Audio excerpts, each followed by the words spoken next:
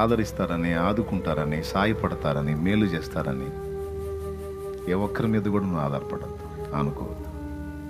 అది సొంత వాళ్ళైనా బయట వాళ్ళైనా ఘోరంగా మోసపోతాం.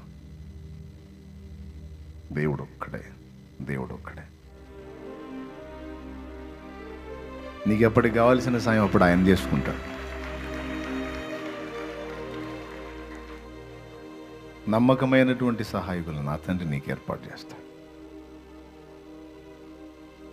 నలువైపుల నుంచి నీకు కృప చూపుతాడు. హల్లెలూయా. ఎటు కనెక్ట్ చేసుకుందాం మనసునే? అల్పకాలం ఉండేటువంటి అనుబంధాల వైపా, శాశ్వత కాలం ఉండే జీవం గల దేవుని వైపా? రెండవది, రేపటి నీ భవిష్యత్తును గూర్చిన తలంపుతో ఇప్పుడే దిగులు పడి చావుకు దగ్గర అవుతూ ఉంటారు కొంతమంది. రేపటిని గూర్చి నీవు అతిశయించొద్దని సామెతల్లో ఉంది.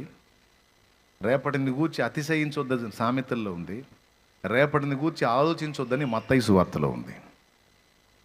రేపటిని గురించి ఆలోచించొద్దు, రేపు దాని సంగతి గురించి ఆలోచించింది ఏనాటికి ఈడ ఆనాటికి చాలును అన్నాడు. దాని అర్థం ఏంటి? మనిషి హృదయంలో కదిలించేవి ఈ రెండు. ఒకటి ప్రేమలను గూర్చినటువంటి కదలిక, రెండవది తన జీవితం, తన భవిష్యత్తును గూర్చిన కదలిక. ఈ రెండు కీలకమైనవి.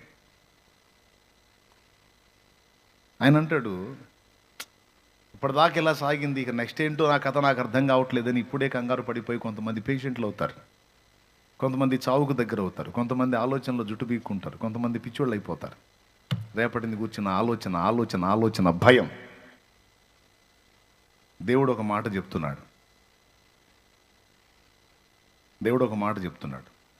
రేపటి రూపం నీకు తెలుసా అని అడుగుతున్నాడు ఆయన. ఎంతమందికి తెలుసో చేతులు ఎత్తండి. రేపటి